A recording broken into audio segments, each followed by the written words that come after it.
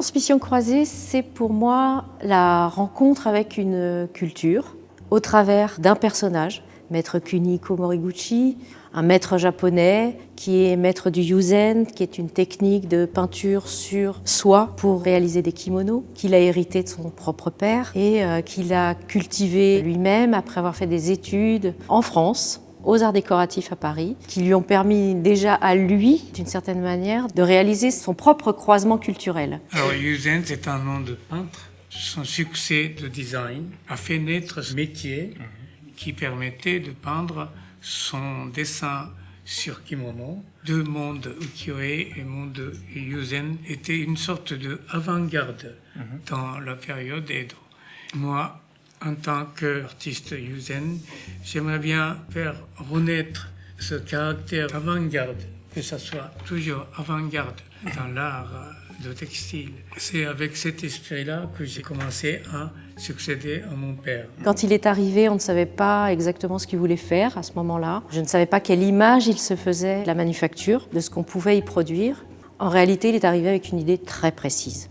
Il voulait absolument investir un objet qui soit d'usage et qui raconte quelque chose. On lui a envoyé d'abord des images, puis après je lui ai envoyé des tasses. Et comme il avait, je pense, une certaine retenue et un grand respect par rapport à cette porcelaine, il a préféré prendre une des formes les plus simples, qui pour autant est la plus ancienne, puisque c'est la forme litron et qu'elle date du XVIIIe. Et progressivement, il a réfléchi à comment il pouvait tourner autour de ce volume, tourner autour de ce blanc et magnifier l'ensemble. Dès le départ, c'était mon blanc, ce blanc de Sèvres qui était plus important pour moi. C'est pas un support, c'est respecter la matière, c'est respecter le blanc. Je pense toujours aux vieux artisans qui préparent ce blanc de la terre poudreux. Je me suis dit, bon, je vais travailler pour lui.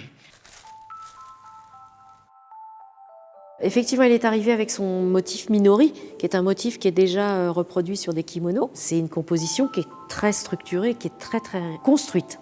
C'est vraiment très construit.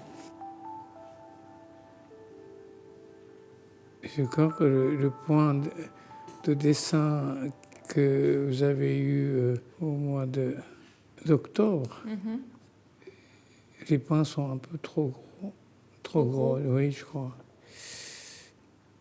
Je cherchais le moment où ça commence à toucher, voilà, arrêtez-vous. Hein. On fait ça comme ça, presque uni, et après ça, quelques petits points, presque comme ça. Hein. Mieux de ne pas toucher, voilà, c'est à peu près ça, vous voyez. Et de loin, ça fait le centre. Ça fait un centre. Justement, Maître Moriguchi, en venant dans l'atelier, nous a appris à regarder autrement son motif. Parce que nous, on se concentre toujours sur la couleur ou les détails. Comme là, c'est un décor à la fois en bleu et en or.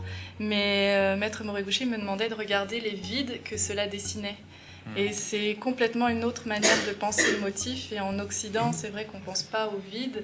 On se concentre sur le plein. Alors qu'au Japon, le vide a une aussi grande importance que le plein. Et c'est cette réflexion-là qui a vraiment changé le regard sur votre travail, qui nous a aidé à le réaliser aussi. Voilà. Donc on s'est beaucoup concentré sur les vides. Intellectuellement, vous saviez, c'est ce que c'est, mais... Oui, voilà. Et après, il faut arriver... Voilà. Avec le pinceau voilà. que vous avez pu comprendre. Mais c'est très, très bien, ça. Ce motif-là. Ça, le vide, je parle. Tu l'avais... Ça refait un... Et ça, c'est plus grand que ça. Exactement. Regardez bien le vide. Le voilà. vide que ça dessine. Oui, parce que du coup, on le place d'une autre manière. C'est ça. Parce que vous nous, on le regardez place par rapport au plein, mais là, on peut le placer par rapport au voilà. vide. Vous êtes déjà mon disciple parfait. Je me sentais, en lui expliquant, on commence par là au lieu de ça. Je vous ai dit, non, par le coin. Et puis, il ne faut pas être pressé, il faut prendre le temps. Et je n'ai pas dit beaucoup de choses, mais je me sentais que ça s'est transmis, ce que je pense.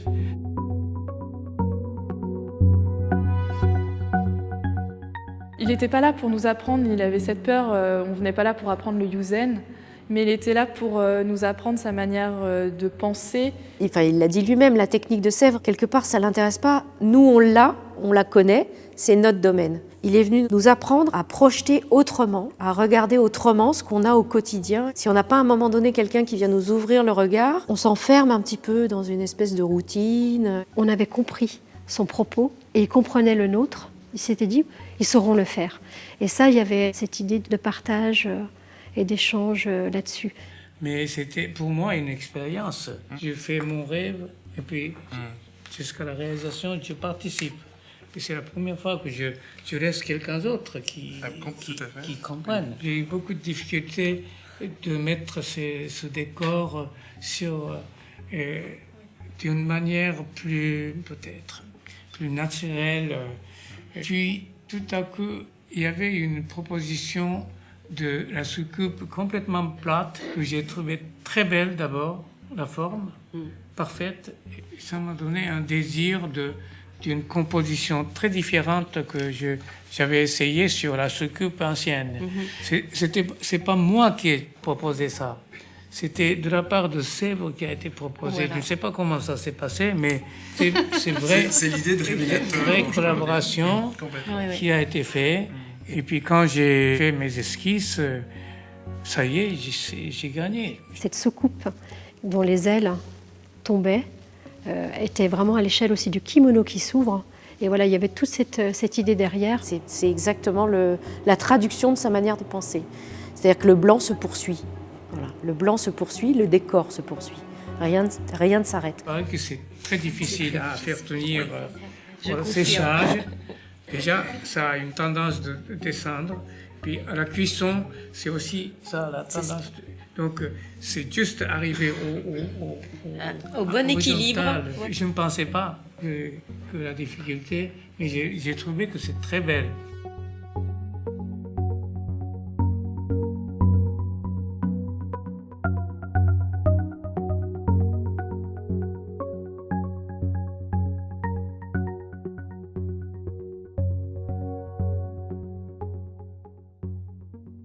Mais on partage vraiment quelque chose qui a été fait et chacun dans sa position.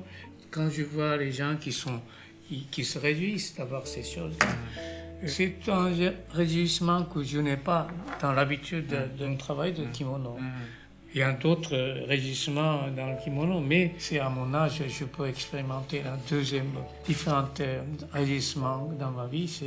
C'est vraiment, je suis très heureux. Ouais.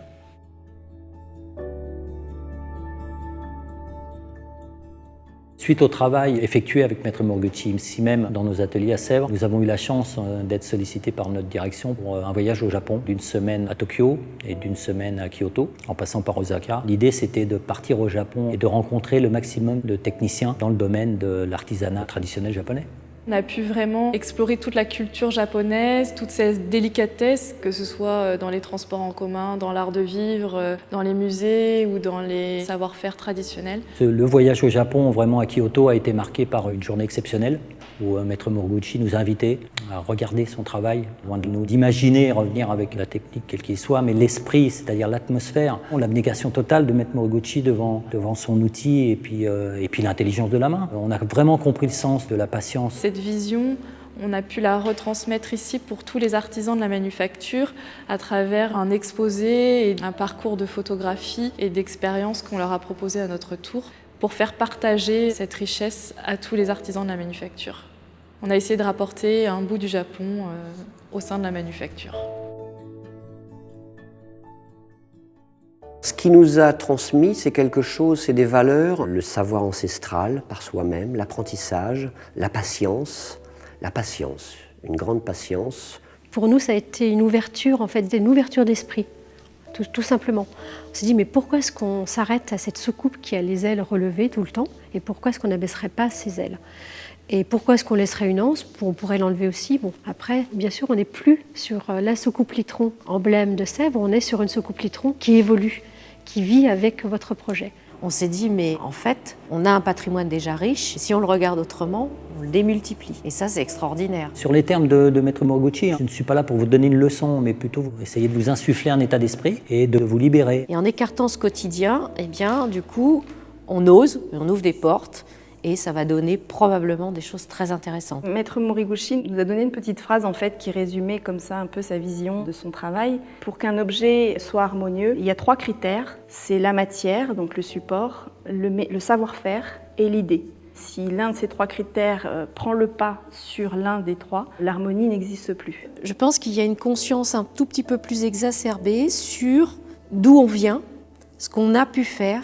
Donc il y a un regard plus sensible et peut-être plus aiguisé sur ce qu'on a pu faire. Et du coup, une plus profonde conscience de nos propres richesses, de la valeur que l'on a dans nos mains. Cette transmission, elle a ouvert le champ des possibles de travailler avec d'autres ateliers. En général, un atelier dans la conception d'un objet et ne fait pas autre chose. Et là, il y a eu vraiment ce partage. Et puis cette collaboration, ça a permis en tous les cas, et ça permet encore maintenant sur d'autres projets, de pouvoir amener une dynamique en tous les cas, ouais, exactement.